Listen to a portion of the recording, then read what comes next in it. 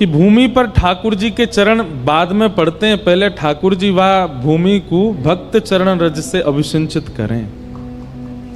कहीं भी उठा के देख लो, ठाकुर जी जहां कहीं भी विराजे वहां किसी भक्त ने खूब भ्रमण किया होगा, और वहां के आगमन के बाद ही ठाकुर जी को आगमन भयो। बद्रीनाथ में एक विशाल नाम के राजा थे, इसीलिए बद्री विशाल कहते हैं, परम भक्त थे। इसीलिए श्री ठाकुर जी वहां उस भूमि को चुनते हैं, प्रकट हो जाते हैं नारायण रूप में। जगन्नाथपुरी में माधवदास नाम के भक्त हुए, हरिदास नाम के भक्त हुए, बलराम दास नाम के भक्त हुए, कितने सारे भक्त हुए जगन्नाथपुरी में। श्री ठाकुर जी वहां प्रकट हो गए। और तो और जिनके यहां श्री ठाकुर जी प्रकट हुए, ऐसे वे राजा भी वहां के परम भक्त थे। इंद्रद्युम्न राजा, तभी ठाकुर जी वहां प्रकट हुए। द्वारिका में ठाकुर जी प्रकट हुए, वहां पर भी अनेक भक्तों ने आकर के उस भूमि को भ्रमण कर, क्योंकि जिस भूमि पर ठाकुर जी ने लीला की वो तो समुद्र में विराजमान है, पर अब भक्तों के दर्शन के लिए द्वारिका होनी चाहिए, तो ठाकुर जी ने पहले भक्तन से वह भूमि को अभिषिंचित किया, तब प्रकट भय। दक्षिण भारत में रंगनाथ भगवान है, वहां पर भी कितने भक्त हुए, तब जाकर के ठाकुर जी गए। मेवाड़ में, राजस्थान में श्री ठाकुर जी श्रीनाथ जी के रूप में विराजमान है। मेवाड़ में ठाकुर जी जो प्रकट हुए, हमारे श्री गोवर्धन नाथ जी जो विराज रहे हैं, उसके पीछे भी कारण भक्तिमती मीराबाई। बहुत सावधानी से सुनिए सब लोग, इधर देखो। मीराबाई जब मेवाड़ में ब्याई, उनका ब्याह हुआ मेवाड़ में, और जब वर्षों तक रहने के बाद जब मेवाड़ उन्होंने त्याग दिया, तो मेवाड़ से जाते समय ठाकुर जी से कह के गई कि हे ठाकुर जी, इस मेवाड़ की आज तक योग्यता इसलिए थी क्योंकि यहां बड़े बड़े महारथी हुए, बड़े बड़े वीर हुए, बड़े बड़े योद्धा हुए। लेकिन मीराबाई के आगमन के बाद में मेवाड़ में भक्तों की इतनी जमात आने लगी कि अब मेवाड़ की पहचान भक्तिमती मीराबाई से होने लगी। तो मीराबाई ने मन में विचार किया कि कहीं ऐसा ना हो मेरी वजह से ही मेवाड़ की पहचान हो।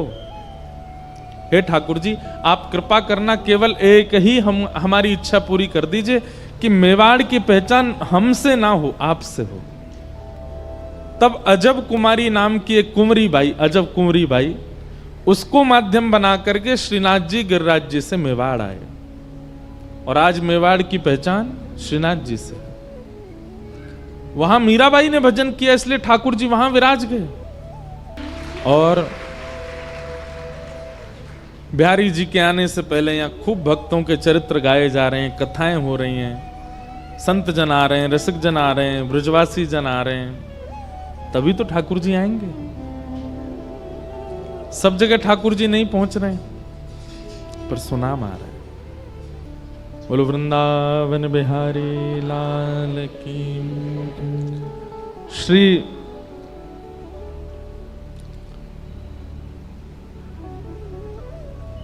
एक बात याद रखिएगा, परिस्थिति जब प्रतिकूल होती है ना जीवन में, उस समय आपका निर्णय कैसा होता है उससे ठाकुर जी प्रसन्न होते हैं।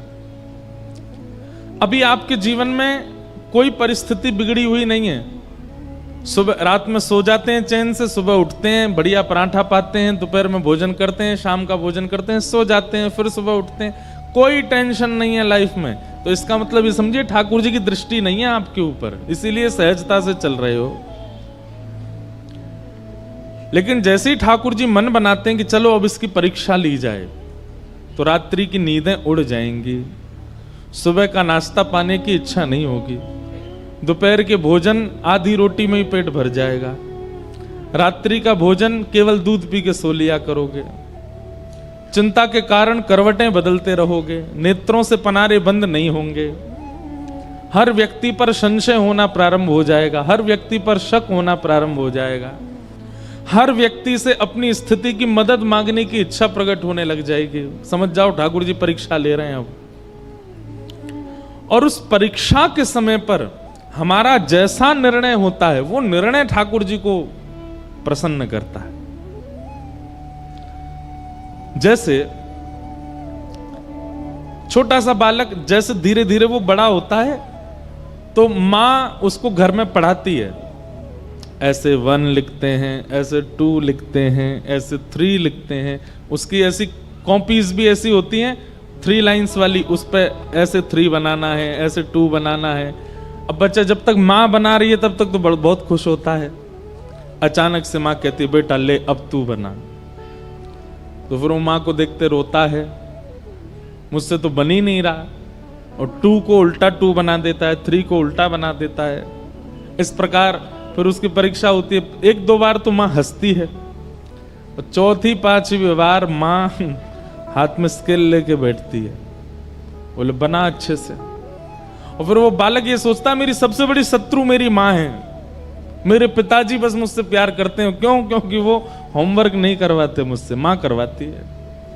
कई घरों में पिता करवाते हैं। ठाकुर जी हमको कब कब अच्छे लगते हैं? जब जब सब हमारे अनुकूल चल रहा है। बिहारी जी आपसे बढ़िया कोई नहीं है, सब बहुत अच्छे हैं। लेकिन जैसी प्रतिकूल स्थिति आती है भय लगने लग जाता है। वास्तव में आपको भयभीत नहीं होना है उनसे जो परीक्षा ले रहे हैं, बस परीक्षा को बुद्धि लगा करके पार करना है। जीवन में आई हुई परीक्षा में आप निर्णय कैसा लेते हैं ठाकुर जी उससे प्रसन्न होते हैं। ठाकुर जी तो एक टास्क बना करके आपके जीवन में भेज देते हैं, और फिर ठाकुर जी इच्छा उनकी ऐसी होती है कि आप उससे निकलो, आप उसको पार करो।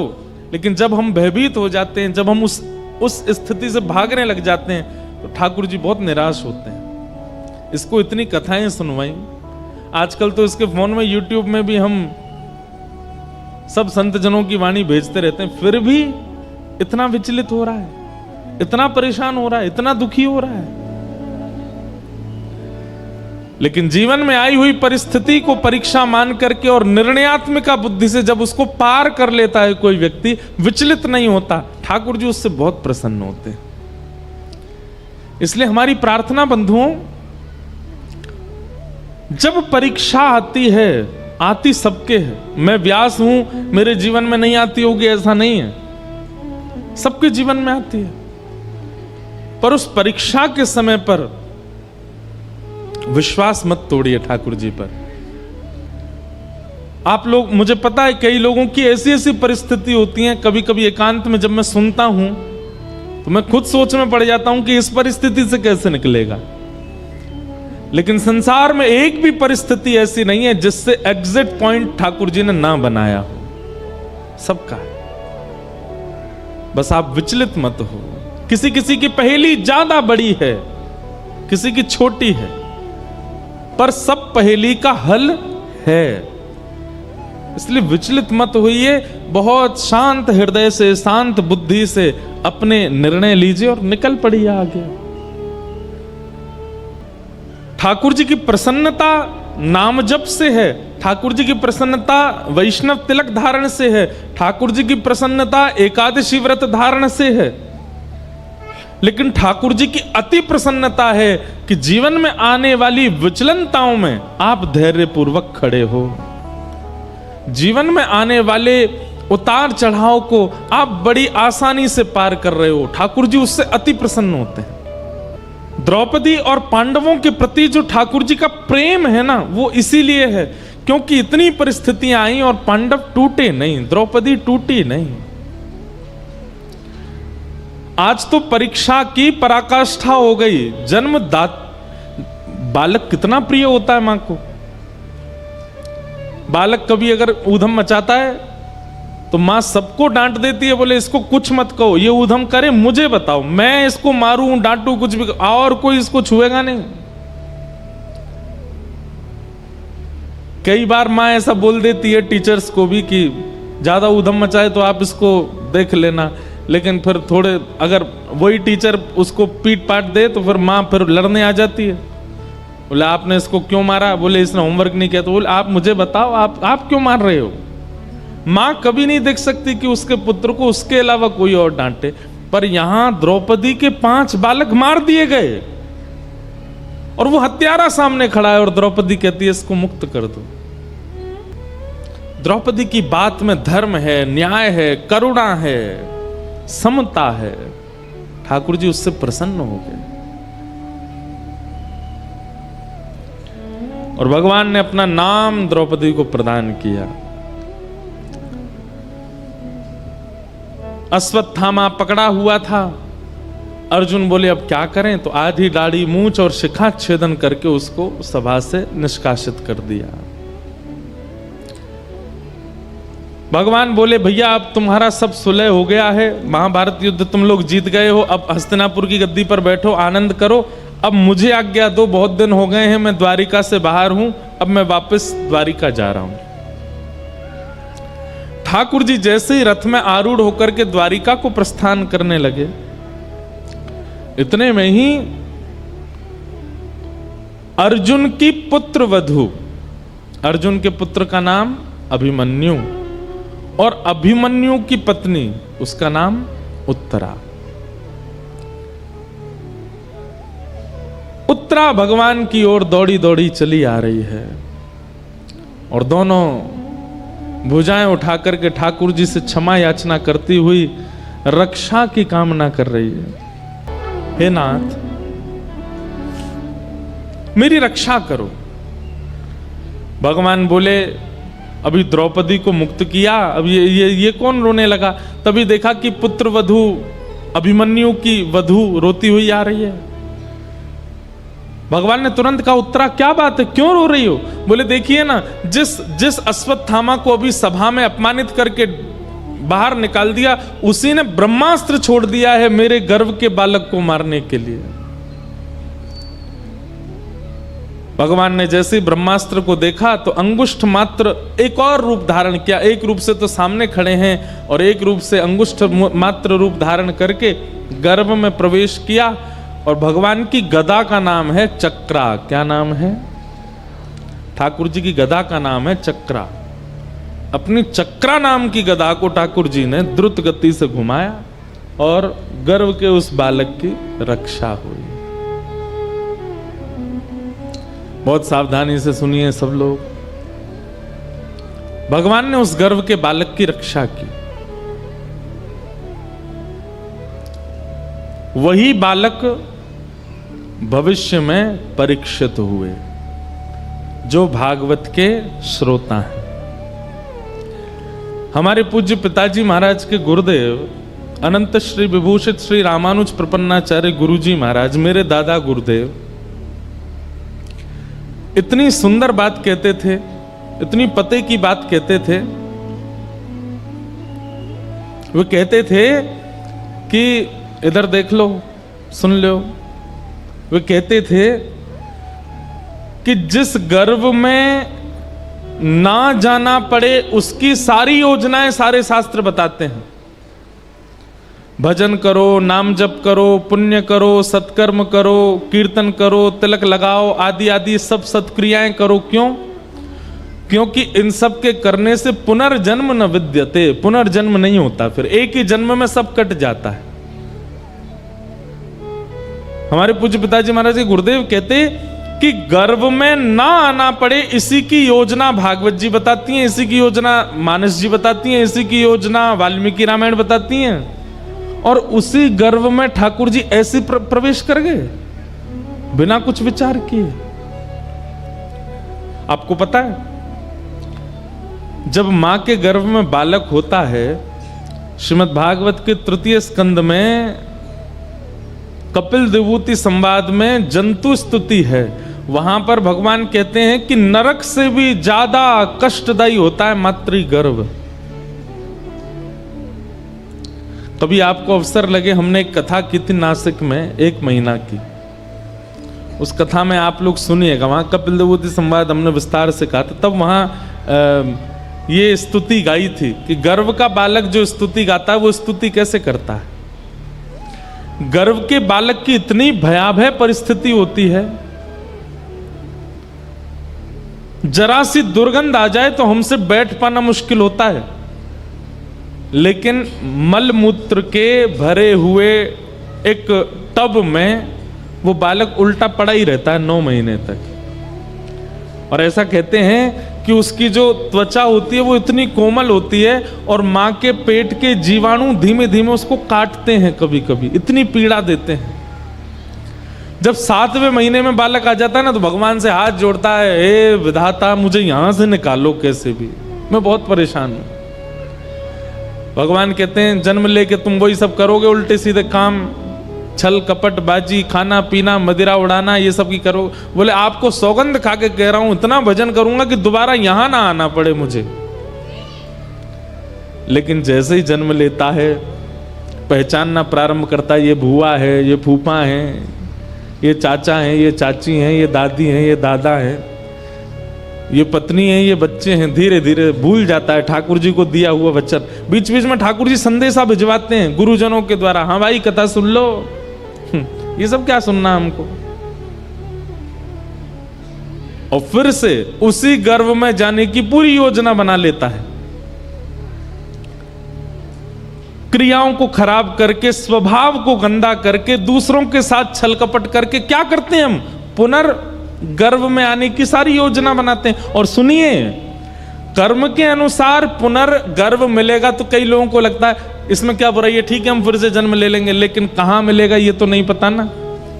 हो सकता है मानव के गर्भ में नहीं गए, कुकर सूकर के गर्भ में गए, तो मानव तो फिर भी बहुत सदा हुआ भोजन करता है, वो लोग तो कुछ भी खा लेते हैं और वो जो खाते हैं वो सब बालक को पीड़ा देते हैं भीतर। कई बार तो आपको विश्वास नहीं होगा, जन्म दे के जानवरों की जो माताएं होती हैं वो जन्म दे के अपने बालकों को ही खा जाती हैं। अब सोचो, कोई आना चाहता है, पुनर्जन्म लेना चाहता है, लेकिन फिर भी अपनी क्रिया नहीं सुधारता, स्वभाव नहीं सुधारता, अपने वचन नहीं सुधारता, अपने नियम नहीं सुधारता, योजना पूरी बनाता है पुनर्जन्म की। तो पूरी बात हम ये कहना चाहते हैं कि पुनर्जन्म ना लेना पड़े उसी की योजनाएं सारी बताई गई, मातृगर्भ में ना आना पड़े, पीड़ा ना सहनी पड़े, उसी की योजना सब बनाते हैं। तो फिर भगवान कैसे उत्तरा के गर्भ में प्रवेश कर गए। हमारे पूज्य गुरुदेव भगवान, दादा गुरुदेव भगवान कहते कि भैया परीक्षित राजा है इसलिए बचाने गए नहीं,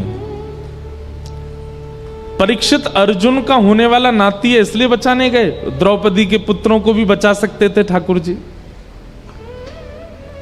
ये उत्तरा के गर्भ के बालकों को क्यों बचाया भगवान ने। तब गुरुदेव भगवान कहते हैं क्योंकि ठाकुर जी को पता है कि भविष्य में मेरी कथा का प्रथम श्रोता होगा, ये मेरी कथा का श्रोता बनने वाला है। ठाकुर जी को अपना कथा का श्रोता इतना प्रिय है कि उस प्रिय श्रोता की रक्षा के लिए गदा लेकर के ठाकुर जी गर्भ में प्रवेश किए और ब्रह्मास्त्र को नष्ट कर दिया। इसलिए आप यदि कथा में बैठे हैं तो अपना सौभाग्य मनाइए। ठाकुर जी को श्रोता इतने प्रिय हैं कि श्रोताओं के लिए ठाकुर जी गर्भ में प्रवेश करके रक्षा कर देते हैं। और केवल श्रोता की रक्षा नहीं करी है भगवान ने, वहां वक्ता श्री शुकाचार्य जी महाराज, उन्होंने भी जन्म बाद में लिया, गर्भ में मातृ दर्शन, भगवत दर्शन पहले किया।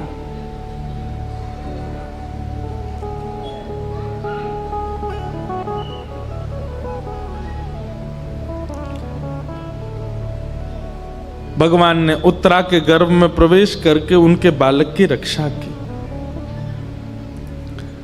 और रक्षा करने के पश्चात भगवान बोले अब सब मंगल है, ब्रह्मास्त्र नष्ट हो गया आकाश में, अब हम चलें।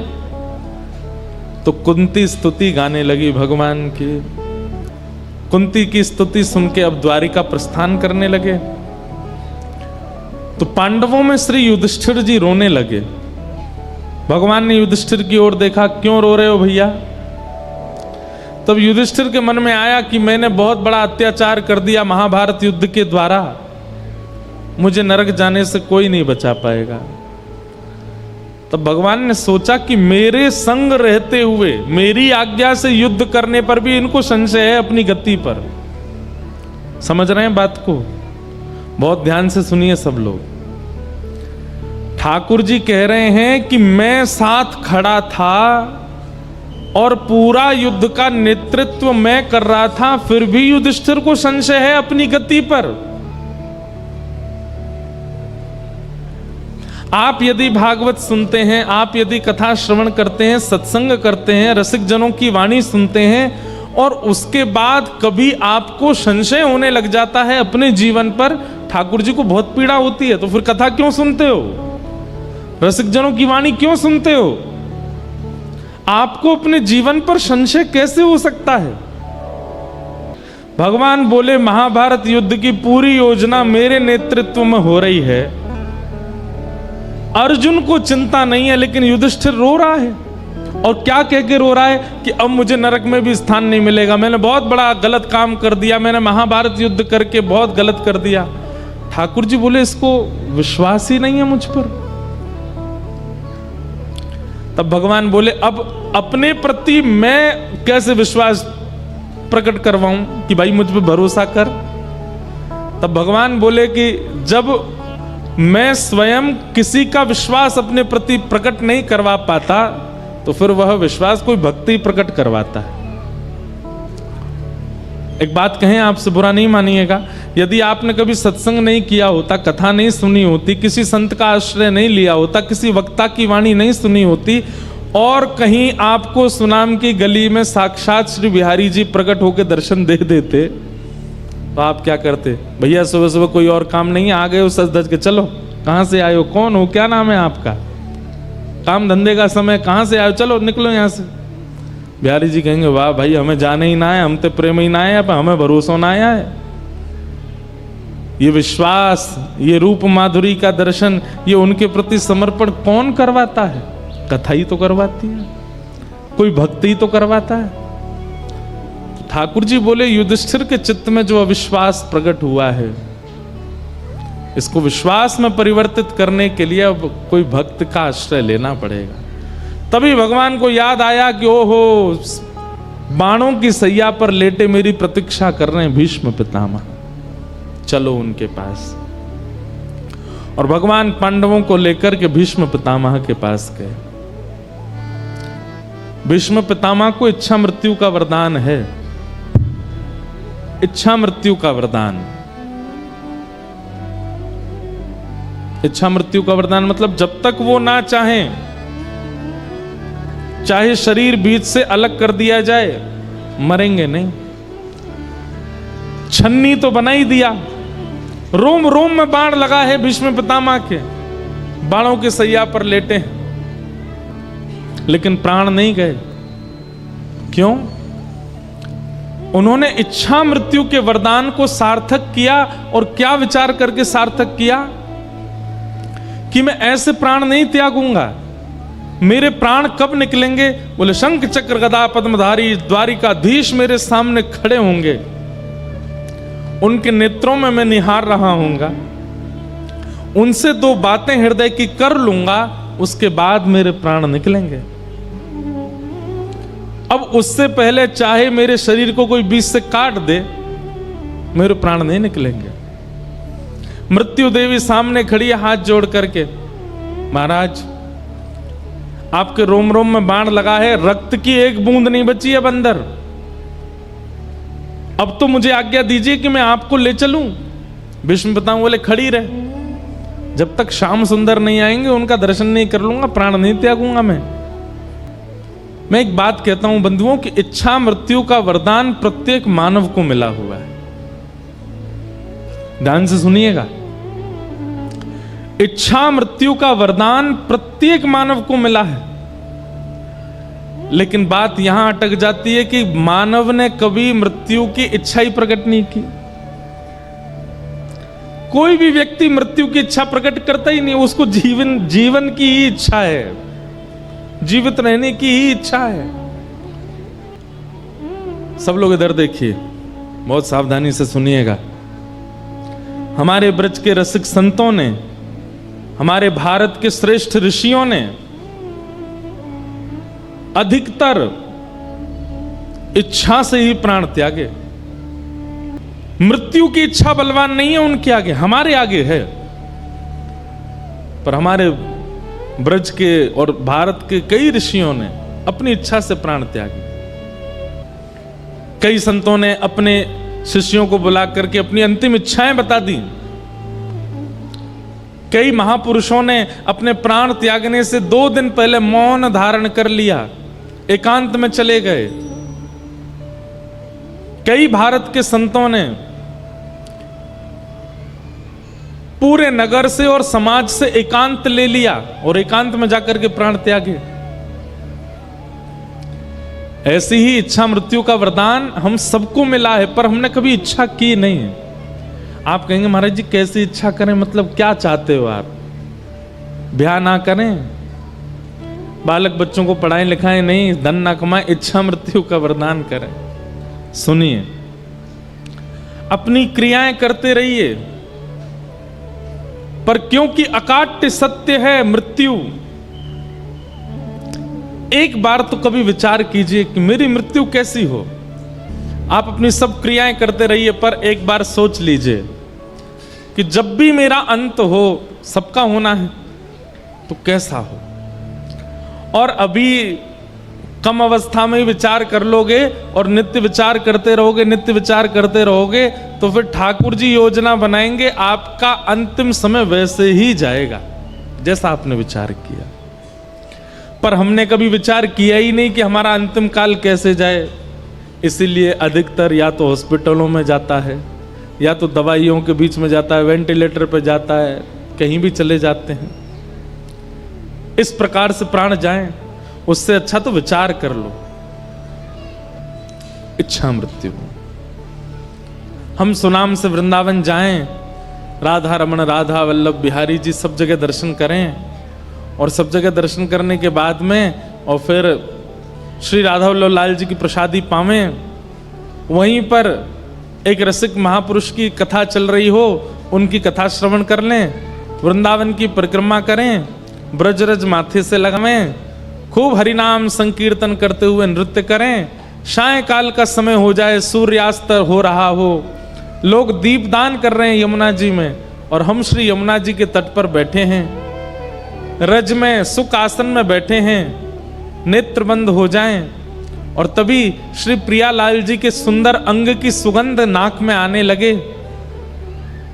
नेत्र खोल करके देखें तो सामने श्याम वर्ण की श्री यमुना जी में से दिव्य ठाकुर जी का स्वरूप प्रकट हो जाए। श्री प्रिया प्रियतम युगल सरकार का नित्य दर्शन एक क्षण के लिए, एक झलक बस हमको दिखे, और उसी समय श्री धाम में ही हमारे प्राण चले जाएं, ऐसा विचार कर लिया। हम कथा सुन रहे हूं, आदि आदि जैसा आपको प्रिय लगे। लोग इतने ज्यादा खतरनाक हैं संसार के। एक बार मैं ये बात बोल रहा था कथा में, तो एक बालक आया अगले दिन मेरे पास। बालक नहीं था 25-26 साल का। मैंने क्या बात है भाई, सब लोग अपने अपने भाव बताते हैं। बोले महाराज जी कल आप कह रहे थे इच्छा मृत्यु का वरदान। मैंने हाँ। बोले मैंने भी सोचा, कल रात भर सोचा मेरी इच्छा मृत्यु कैसी हो। मैंने कैसी हो भाई? बोले महाराज जी दुबई में मेरा बहुत बड़ा बंगला बन जाए, करोड़ों की मुझ पर 5-6 गाड़ियां हों, और भगवत कृपा से मेरे 2-3 ब्याह हो जाए। मैंने कहा वाह भाई। मैंने कहा और? बोले मेरी मनचाही वस्तु जो मैं पाना चाहता हूं उसको मैं खा लूं, खा करके मेरा पेट भरा हो। गाड़ियों की इच्छा, घर की इच्छा, धन की इच्छा, पत्नी की इच्छा, बच्चों की इच्छा सब पूरी करके खूब प्रसाद पा करके यहां तक अपना पेट भरूं, और महाराज सभी मेरे प्राण निकल जाएं। मैंने कहा भाग जा, दिखना नहीं मुझको। लोग इतने खतरनाक हैं कि वो संसार के विषयों को सोच के भी प्राण त्यागने में राजी हैं। नरक ही मिलेगा अगर ऐसा कुछ सोचा तो। क्योंकि इच्छा मृत्यु निश्चित है। ये बात हम व्यास मंच से बैठ के कह रहे हैं।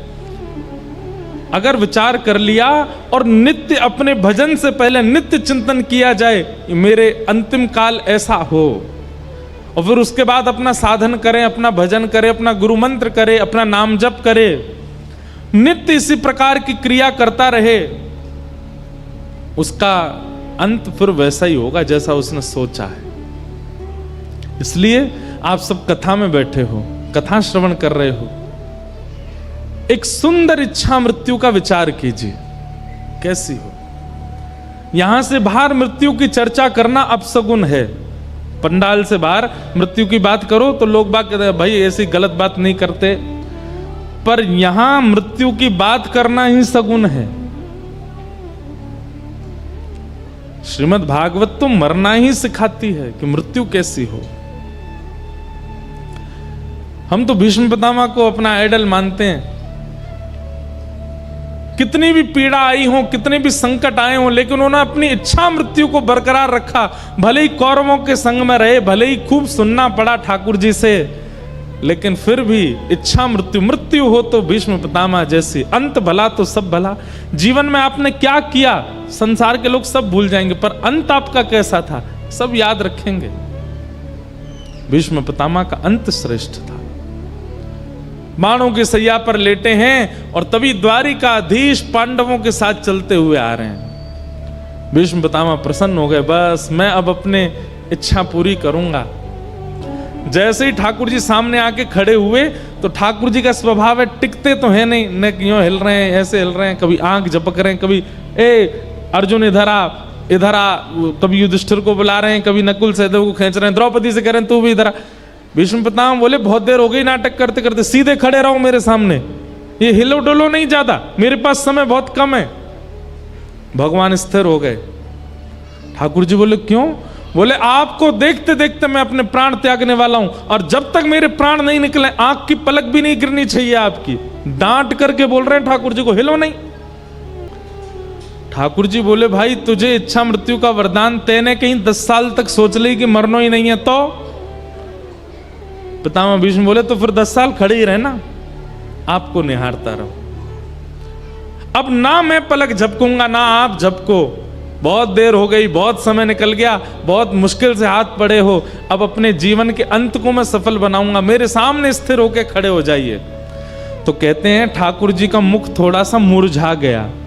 जैसे जबरदस्ती किसी को खड़ा कर दो तो उसके मुख से पता चल जाता है कि जबरदस्ती करिए इसके संग। कई बार ब्याहों में देखते हो ना, दुल्हा खुश ही नहीं लगता, पता चल जाती है कि जबरदस्ती करवा रहे हैं। दुल्हन खुश नहीं लगती, दुल्हन पता चल जाता जबरदस्ती हो रही है।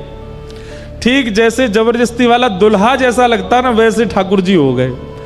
मुकुट तो पहना है, मोर पिच्छ तो लगाया, श्रृंगार तो किया, पर चेहरे पर न कहूं प्रसन्नता नहीं। भीष्म पितामह बोले अरे अरे अरे ये क्या हो रहा है? ठाकुर जी बोले अब क्या हो गया? ये मुखमंडल की मुस्कान कहां चली गई आपकी? ठाकुर जी बोले हमको घबराहट हो रही है, तुम कब प्राण त्यागोगे, हम कब तक खड़े रहेंगे यहाँ पे? बोले बस इतने में ही घबरा गए? और खुद जो हमको 84 लाखों में नचाते रहते हो उसमें तब घबराहट नहीं होती आपको? जैसे तैसे हाथ पड़े हो मेरे सामने खड़े रहो। और कैसे खड़े हो? बोले प्रसन्न हासारुणलो चलो लसत शब्द है। भीष्म पितामह कहते हैं प्रसन्न हो जाइए, आपके ये दो जो कपोल हैं ये गुलाब जामुन की तरह फूल जाने चाहिए, इतनी जोर से प्रसन्न होइए।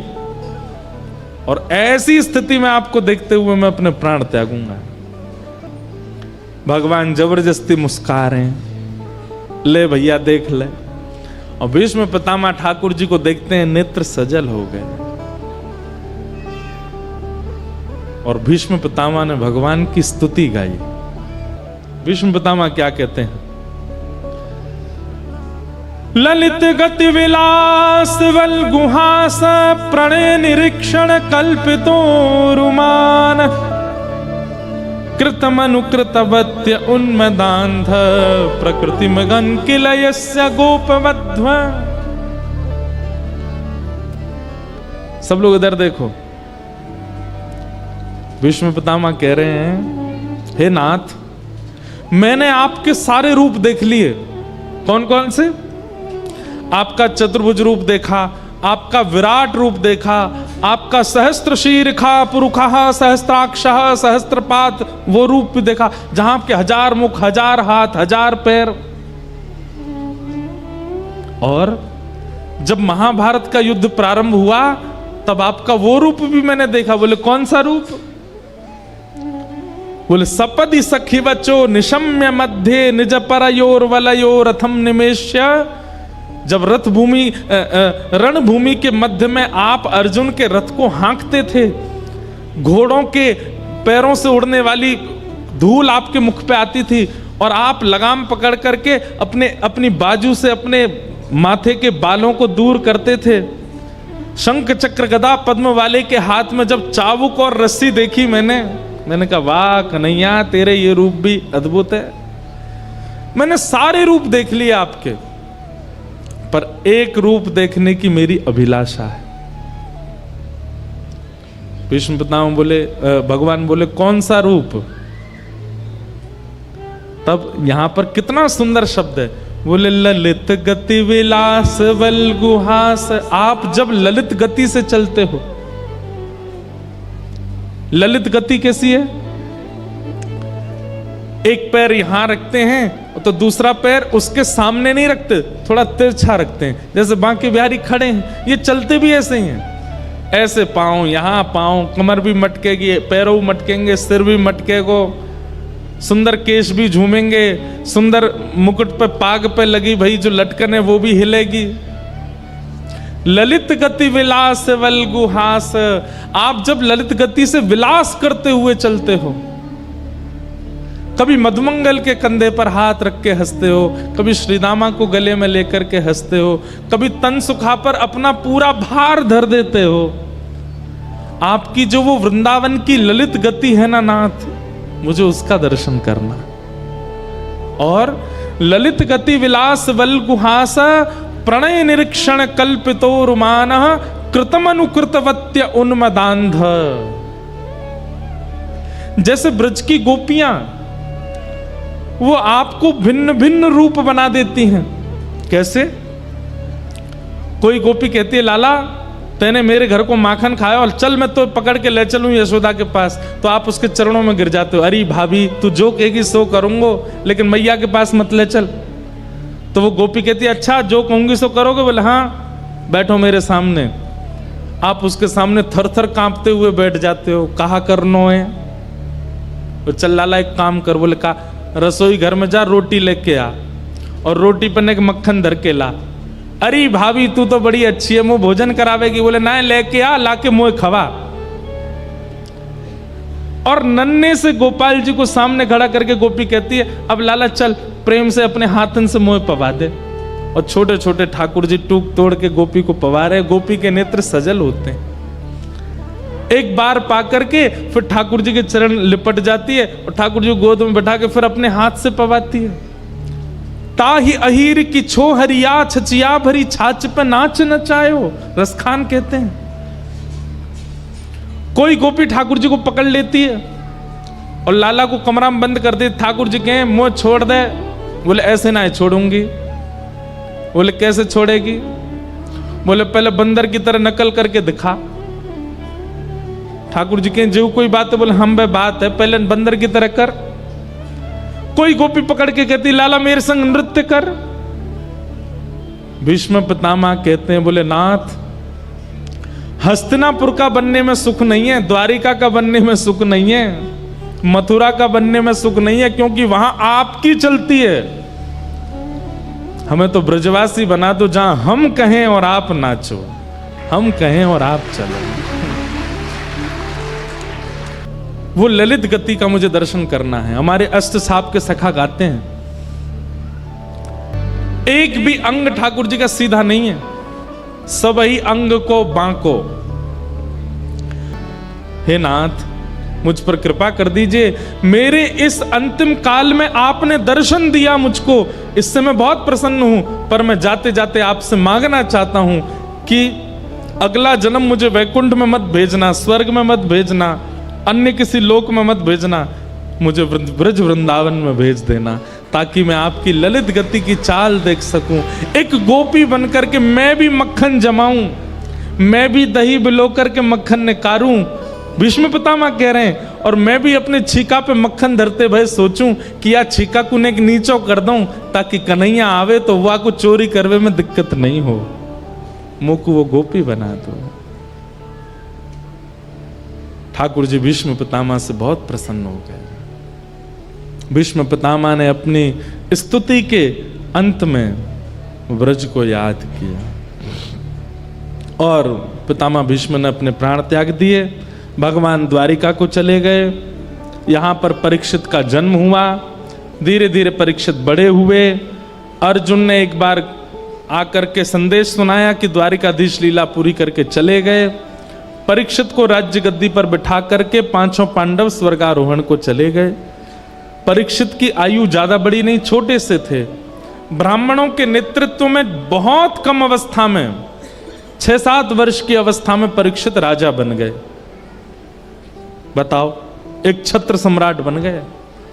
लेकिन ब्राह्मणों के निर्देश में राजपाट संभालने लगे, धीरे धीरे बड़े हुए, उनका विवाह हुआ, जन्मेजय आदि पुत्र हुए। एक दिन परीक्षित को कलयुग मिला। बैल के पैर काट रहा था काला काला व्यक्ति। परीक्षित ने उसको मारने का प्रयास किया तो चरणों में गिर गया और कहा, महाराज मुझे मत मारिए, मैं ब्रह्मा के द्वारा बनाया गया हूं। परीक्षित बोले, कौन हो तुम? बोले, सतयुग के बाद त्रेता आता है, त्रेता के बाद द्वापर, और द्वापर के बाद मेरी आगमन होता है कलयुग। मैं कलयुग हूं। कलयुग नाम सुनते ही परीक्षित घबरा गए। बोले, तुम कैसे आए? बोले, जैसे ही भगवान धराधाम छोड़ करके गए, मेरा आगमन हो गया। परीक्षित ने कहा कि मेरा राज्य छोड़ के जाना पड़ेगा। कलयुग ने कहा, मैं नहीं जा सकता, ये युग व्यतिक्रम है, आप कृपा करके मुझे कुछ स्थान दे दीजिए, मैं वहीं रहूंगा। तो द्यूतम पानम स्त्रिय सूना यत्रा धर्मश्चतुर्विदः पुनश्च याचमानाय जात रूप मदात प्रभो। ये 2 श्लोकों में 5 स्थान हैं कलयुग के। जुआ, मदिरापान, परस्त्रीगमन, हिंसा और अनीति से कमाया गया धन।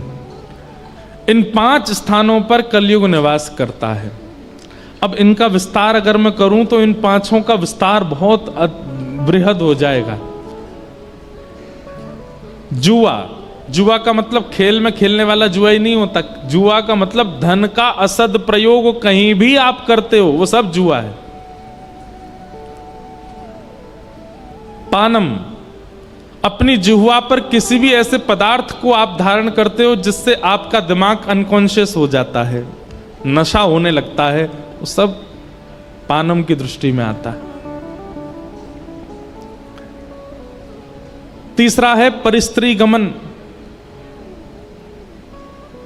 एक पत्नी व्रत धारण करके रहना है। पत्नी होने के पश्चात किसी के प्रति कुदृष्टि होना ये पाप है। पति होने के पश्चात किसी अन्य पुरुष के प्रति भाव होना ये पाप है। द्यूतम पानम स्त्रिय, और चौथा स्थान बताया सूना, यानी कि हिंसा, जबरदस्ती। कोई बात इतनी बड़ी नहीं है फिर भी लड़ाई करनी है। उसने मुझसे ऐसा बोला क्यों, उसने ऐसा किया क्यों, इसका मुंह फोड़ूंगा मैं। ये जबरदस्ती के कलेश करने की जिनकी बहुत मनस्थिति होती है, उनको वो भी कलयुगी हैं। जैसे पता चल जाए, ए सुन, पता है कल तेरे बारे में ऐसे ऐसे कह रहे थे। क्या कह रहे थे? बोले वो नहीं याद मुझे क्या कह रहे थे, बस कह रहे थे। बस पूरी रात सोया नहीं, दिन भर सोया नहीं, उन लोगों के बीच में पहुंच गया, लड़ने लगा, उनको ब्लॉक मार दिया सब जगह से। ले बेटा, इस प्रकार की मनस्थिति वाले लोग ये कलयुगी हैं। हिंसा में उनकी बड़ी रुचि होती है, लड़ने झगड़ने में बिल्कुल पीछे नहीं रहते। और अंतिम कलयुगी लोगों का लक्षण क्या है? बिना मेहनत के धन कैसे मिल जाए, इसकी विचारधारा में जो लगे रहते हैं। अनीति से कमाया गया धन। ये 5 स्थान कलयुग को प्रदान किए। राजा परीक्षित ने एक संत का अपमान कर दिया, जिसके कारण उनके मस्तिष्क में कलयुग प्रविष्ट हो गया और संत के पुत्र शमिक ने 7 दिन में मरने का श्राप दिया। मैं सूक्ष्म में कह रहा हूं क्योंकि प्रसंग अभी बहुत हैं, सबको प्रणाम करना है। आप सब लोग तैयार होके बैठे हैं, पीले पीले बने आए हो, ठाकुर जी को नंदोत्सव होना है, इसलिए बस क्रम पूरा कर रहे हैं।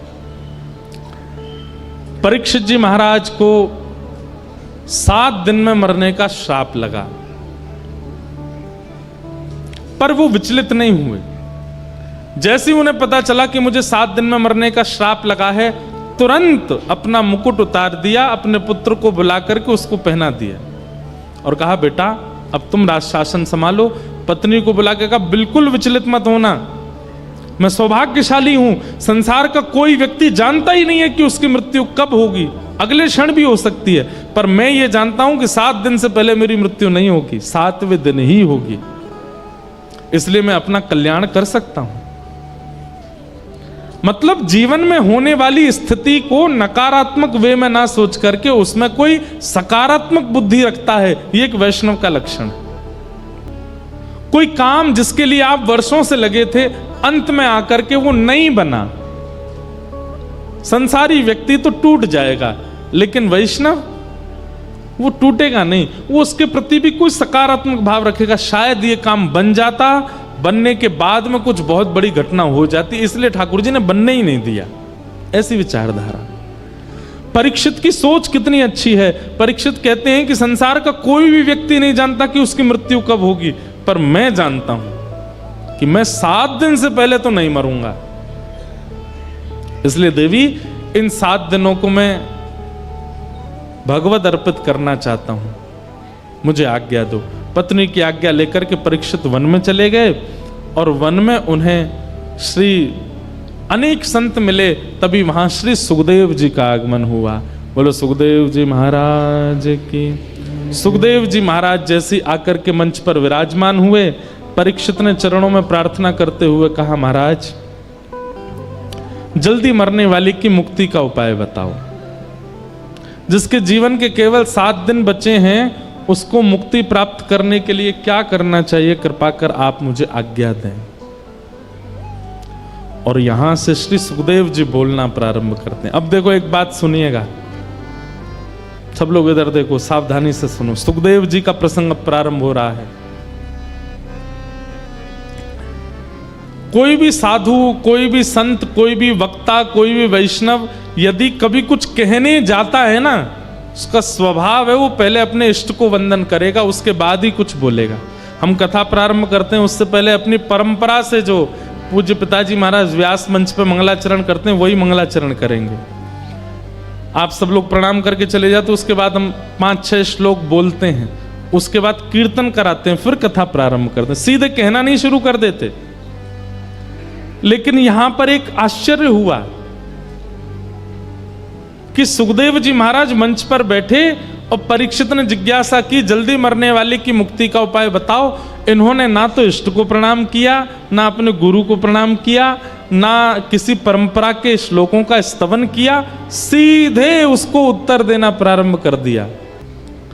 अगर वैष्णव बिना इष्ट को प्रणाम करने बोलने लग जाए तो हो सकता है कहीं ना कहीं वो हमारे किसी भाव से अप्रसन्न है, या फिर हमने जो जिज्ञासा की है वो जिज्ञासा उचित नहीं है, इसीलिए। और वही बात हुई। सुखदेव जी महाराज कहते हैं, बोले राजन, तुमने जो ये प्रश्न किया है ना, जल्दी मरने वाले की मुक्ति का उपाय क्या है, अगर तुमने लोक हित के लिए यह प्रश्न किया है, संसार के लिए यह प्रश्न किया है कि संसार के जो लोग जल्दी मरने वाले हैं वो अपनी मुक्ति कैसे प्राप्त करें, तो तुम्हारा प्रश्न अच्छा है। लेकिन अगर यह प्रश्न कहीं तुमने अपने लिए किया है तो यह उचित नहीं है। परीक्षित बोले, मतलब 7 दिन में मेरी मृत्यु होनी, मैं अपने लिए ही तो पूछूंगा। मैंने संसार के लिए पूछा हो तो यह प्रश्न अच्छा है, अपने लिए अगर पूछ रहा हूं तो गलत है। इस बात का क्या मतलब हुआ?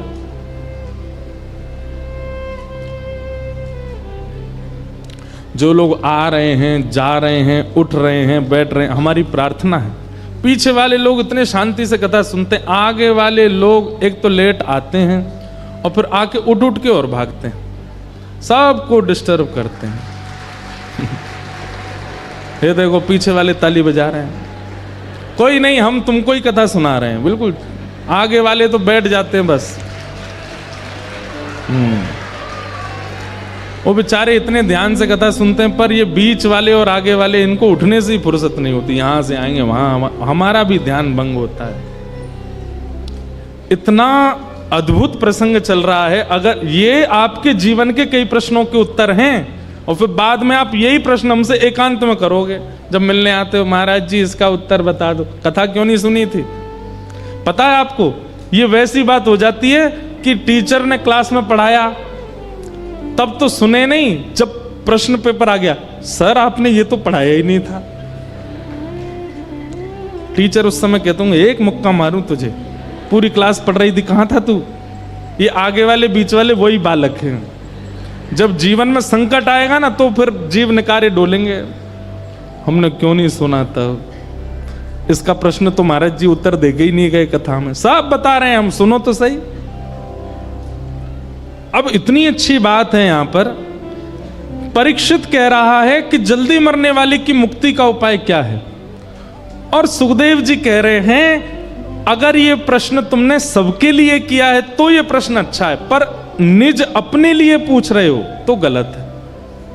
परीक्षित बोला श्राप मुझको लगा है 7 दिन में मरने का, तो मैं अपने लिए ही तो पूछूंगा, और आप कह रहे हैं कि सबके लिए अच्छा, तुम्हारे लिए अच्छा नहीं। कितनी सुंदर बात। सुखदेव जी कहते हैं परीक्षित ये प्रश्न तुम्हारे लिए उचित इसलिए नहीं है क्योंकि तुम कौन हो, ये बड़ी बात है। संसार के लोग सामान्य हैं, पर तुम कौन हो। मैं पांडवों का वंशधर, बोले नहीं, गलत उत्तर दिया तुमने। मैं पृथ्वी का एक छत्र सम्राट परीक्षित, बोले यह भी गलत उत्तर है। तो फिर मुझे क्या उत्तर देना चाहिए। तब श्री सुखदेव जी महाराज कहते हैं तुम वो बालक हो जिसकी मृत्यु को भगवान ने टाला था, तुम वो बालक हो जो अपनी मातृ गर्भ में प्राण त्यागने वाला था, पर ठाकुर जी ने आकर के तुमको बचाया। तुम वो बालक हो, तुम वो बालक हो जिसने जन्म बाद में लिया है, गर्भ में भगवान का दर्शन पहले किया है। और ऐसा बालक, बात सुनो, ऐसा बालक जिसकी रक्षा स्वयं प्राणनाथ ने की हो, जिसकी रक्षा स्वयं संसारनाथ ने की हो, जगन्नाथ ने की हो, वो बालक मेरे सामने हाथ फैला के कह रहा है जल्दी मरने वाले की मुक्ति का उपाय बताओ। तुम तो पहले ही मुक्त हो चुके हो क्योंकि तुम्हारी रक्षा भगवान ने की है। ठाकुर जी की एक झलक किसी पर पड़ जाए, ठाकुर जी का स्पर्श किसी को हो जाए, ठाकुर जी के भ्रमण के दायरे में, जहां ठाकुर जी भ्रमण कर रहे हो उस दायरे में अगर कोई जीव जंतु भी आ जाए उसकी भी मुक्ति हो जाती है। तुम तो वो बालक हो जिसने अपनी मातृ गर्भ में भगवान का दर्शन किया, तुम मुक्ति की कामना कैसे कर सकते हो। सीधी बात यह है परीक्षित, तुम पहले से ही मुक्त हो, तुम्हें मुक्ति की कामना नहीं करनी है, तुम्हारी मुक्ति तो होगी होगी, क्योंकि तुम तो ठाकुर जी के संस्पर्श के बालक हो। इसलिए ये प्रश्न अगर तुम अपने लिए कर रहे हो तो ये उचित नहीं है, क्योंकि तुम्हारी मुक्ति से कोई अभिप्राय नहीं है। शुकाचार्य जी महाराज कहते हैं भगवान ने मां के गर्भ में प्रवेश करके तुमको केवल इसलिए बचाया कि एक दिन तुम मुक्ति मांगो। वही मुक्ति जो पूतना को भी मिली है, वही मुक्ति जो शूर्पणखा को भी मिली है, वही मुक्ति जो कुंभकर्ण को भी मिली है, वही मुक्ति जो रावण को भी मिली है, वही मुक्ति जो कंस को भी मिली है, वही मुक्ति जो अघासुर, बकासुर, धेनुकासुर, सारे असुरों को यह मुक्ति मिल चुकी है, वही मुक्ति परीक्षित भी मांग रहा है। तो फिर भगवान ने तुम्हारी मां के गर्भ में तुमको बचाया क्यों। ठाकुर जी को कोई उम्मीद है तुमसे, इसलिए। एक बात बताएं बंधुओं, लगभग संसार का हर व्यक्ति अपने जीवन में एक बार तो ऐसी स्थिति से निकल के आता है जहां वो मृत्यु के बिल्कुल किनारे पे खड़ा था और वो बच जाता है। बस कैसे कृपा हो जाती है, क्या होता है, इसका मतलब क्या है? ठाकुर जी एक मौका अवसर तो सबको देते हैं, हम सब परीक्षित हैं, हम सबको ठाकुर जी कभी ना कभी जरूर बचाते हैं,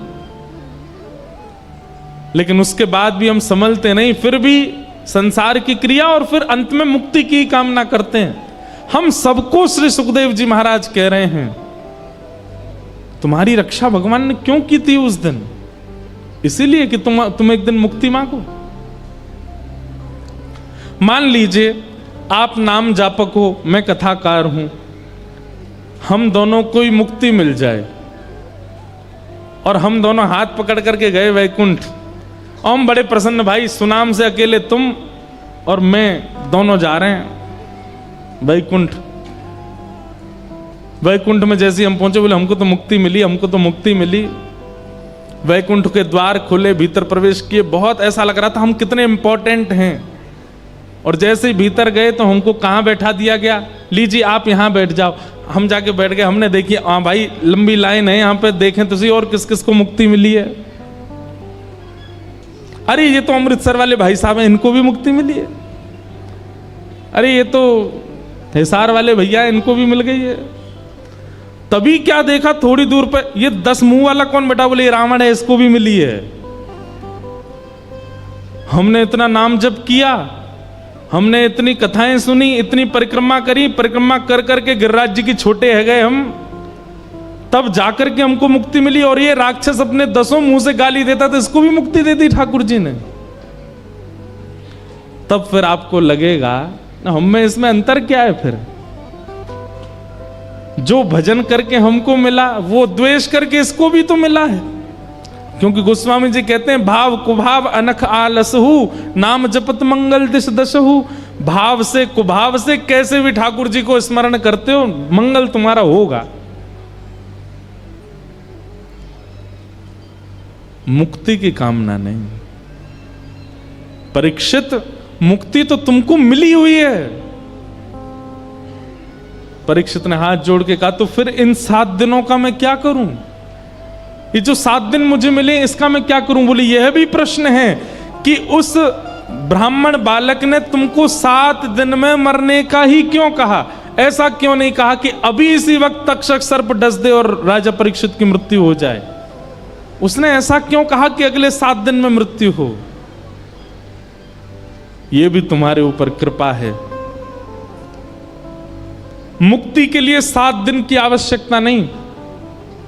हमारे शास्त्र कहते हैं जिस व्यक्ति ने जीवन भर पाप किया हो, सारे गलत काम किए, जीवन में कोई काम नहीं छोड़ा, और वो अपने अंतिम स्थिति में अंतिम श्वास ले रहा हो और उसी समय कोई रसिक आकर के कान में एक बार बोल दे श्री राधा, श्री कृष्ण, श्री वृंदावन, श्री गिरिराज, श्री गोवर्धन, एक नाम भी कोई बोल दे और उसके प्राण निकल रहे हों, भले ही उसने जीवन में कितने भी पाप किए हों, अंतिम काल में यदि कान में कोई भगवान नाम आ गया और उसके प्राण निकल गए, तो यहां स्पष्ट लिखा है योगिनाम नृप निर्णीतम हरेर नामानुकीर्तनम।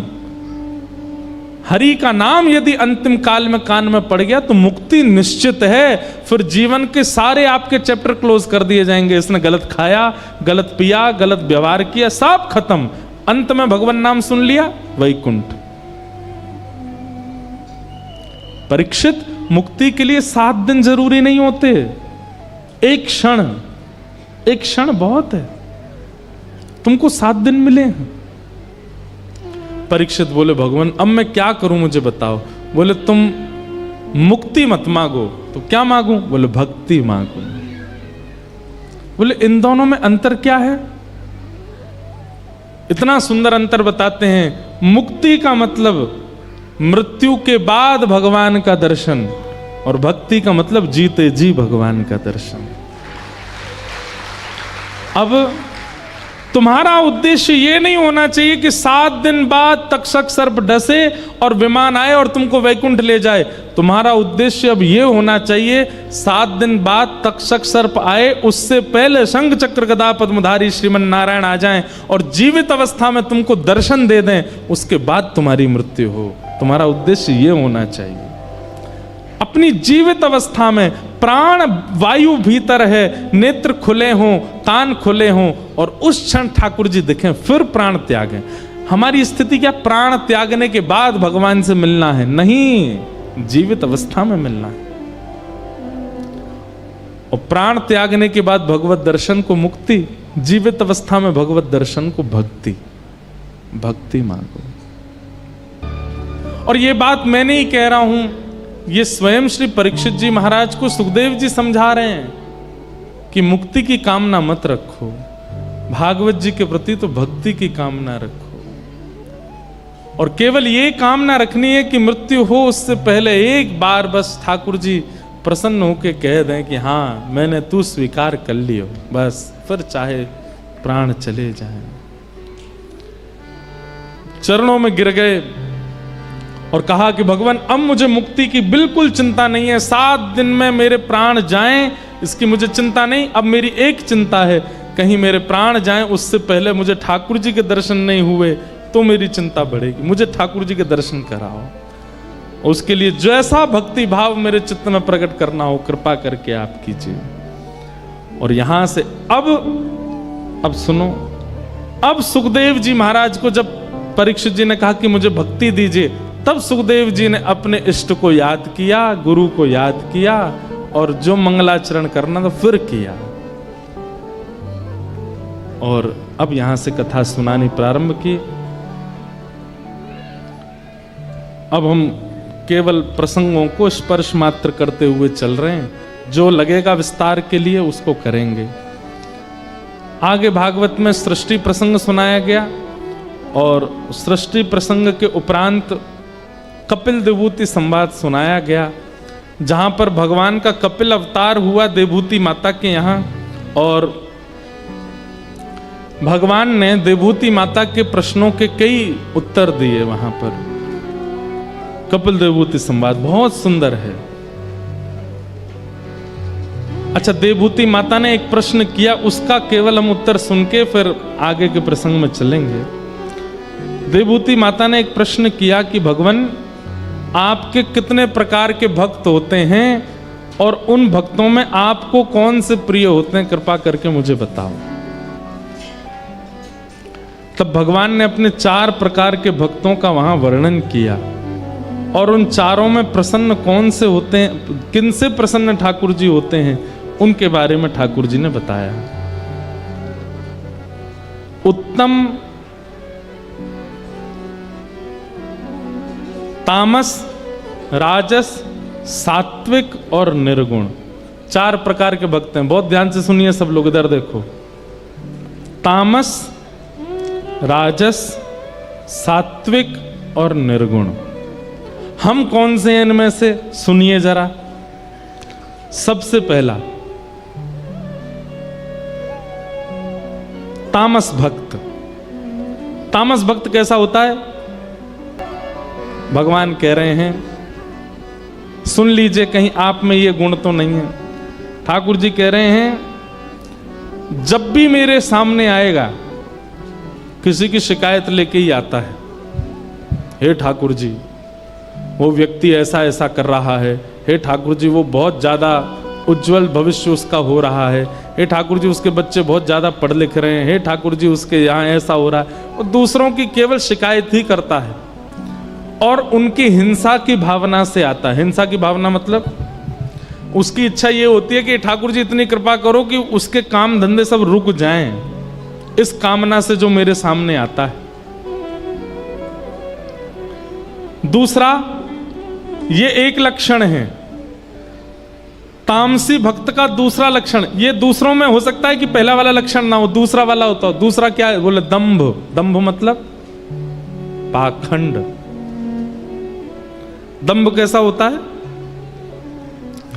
दिखाएंगे कि परम भक्त हैं, परम वैष्णव हैं, परम भागवत हैं, परंतु जब तक सब देख रहे हैं तब तक तो परम भागवत हैं, जैसे ही लगा कि सब गए सोई महाराज महासंसारी हो जाते हैं। ये दंभ। नाम जप कर रहे हैं, गुरुदेव के द्वारा दिया हुआ माला फेर रहे हैं, तिलक लगा के घूम रहे हैं, क्यों? सब देख रहे हैं इसलिए। जैसे एकांत में आए, देखा सब चले गए, माला झूली जेब में, माथे से तिलक मिटा लिया, दंभ चल रहा था, हो गया खत्म। ये तामसी भक्त है। और तीसरा लक्षण क्या है? ये तीन अलग अलग भी हो सकते हैं सबके अंदर। किसी के अंदर केवल दंभ ही होगा, किसी के अंदर केवल हिंसा ही होगी। और तीसरा लक्षण तामसी भक्त का क्या बताया? मात्सर्य एव वा। मात्सर्य मतलब दूसरे के प्रति ईर्ष्या होना। करते तो नाम जप हैं, करते तो भक्ति हैं, शंकर जी पर दूध चढ़ाते हैं, बिहारी जी को प्रणाम करते हैं, फूल बंगला बनवाते हैं वृंदावन में जाके, पर शहर में जिसमें रहते हैं वहां किसी से ईर्ष्या है। वो ईर्ष्या आज तक घटी नहीं है बिल्कुल भी।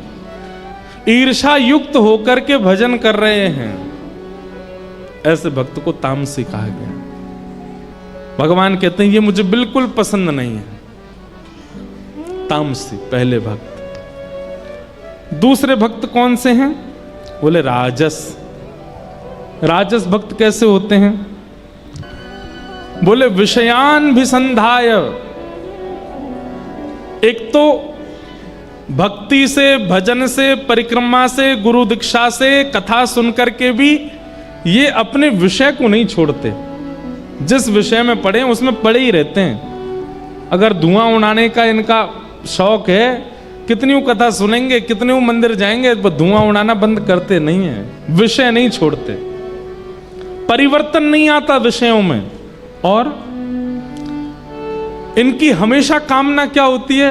हमें बहुत यश मिले, हमें ऐश्वर्य मिले, हम धनवान हो जाएं, हम पे ये भी आ जाए, वो भी आ जाए, ऐसा केवल और केवल वस्तुएं चाहते हैं। तीसरा इनके बारे में बताया, ये कथा वक्ताओं के प्रति, वैष्णवों के प्रति, ब्रजवासियों के प्रति, संतों के प्रति, तिलकधारियों के प्रति इनकी कोई श्रद्धा नहीं होती। इनकी केवल एक जगह श्रद्धा है, कहाँ? मूर्ति में, ठाकुर जी की जहां पर अर्चा विग्रह विराजमान है, केवल उसके सामने झुकते हैं। उसके अलावा किसी संत महापुरुष किसी के आगे ये कभी नहीं झुकते। ऐसे भक्त को क्या कहते हैं? राजस। ठाकुर जी कहते हैं ये भी मुझे बिल्कुल पसंद नहीं। ऐसी संख्या जब बहुत ज्यादा मंदिर में हो जाती है तो ठाकुर जी कह रहे हैं मैं बहुत थक जाता हूं उनसे मिलके, मुझे बिल्कुल प्रिय नहीं। तीसरे भक्त कौन से हैं? तब भगवान कहते हैं सात्विक। सात्विक भक्त कैसा है? कर्म निर्हार मुद्देश्य। ये कर्म को अपना बल मानता है कि जो कुछ भी मैं कर रहा हूं ये मैं अपने बल से कर रहा हूं। ये घर किसने बनाया? मैंने बनाया। इतना धन किसने कमाया? बोले मैंने कमाया। इतने सुंदर बच्चों की परवरिश किसने की? मैंने की। ये बेटा आपका कलेक्टर बन गया, मैंने मेहनत करके बनाया। ये हर जगह कर्म में अपना बल मानते हैं, ठाकुर जी का नहीं। कर्म निर्हार मुद्दिश्य परस्मिन वा तदर्पणम। लेकिन बताने में क्या करते हैं? कोई इनसे पूछे कि भैया आपके पास इतनी बड़ी संपत्ति कैसे? सब ठाकुर जी की कृपा है, सब भगवान की दया हमारे ऊपर। तो बच्चा आपका कलेक्टर बन गया, ठाकुर जी की, किशोरी जी की कृपा है, हमने तो कुछ नहीं किया। लेकिन मनी मन कैसा भाव रखते हैं? बोले किया तो हम नहीं है। ठाकुर जी के सामने जा कहेंगे ठाकुर जी 1 करोड़ की गाड़ी लाए, आपके पास पहले चाबी है, बिहारी जी के चरणों से छुपा दो इसको। बिहारी जी बोले दारी के अगर जेब में धल रही ना रो तो हो जावेगा। ठाकुर जी ये तो कुटिया आपकी है, हम तो इसमें केवल किराएदार के रूप में रह रहे हैं। ठाकुर जी बोले तो निकल जा, चल घर से बाहर, मेरी कुटिया मुंह दे दे। मतलब दिखावे में ऐसा दिखाते हैं कि इन जैसा कोई भक्त नहीं, पर मनी मन क्या सोचते हैं? सब मेरा ही है। पर बताने में मतलब इनके व्यवहार में भक्ति दिखती है, पर वास्तविकता में ये सब अपना ही मानते हैं।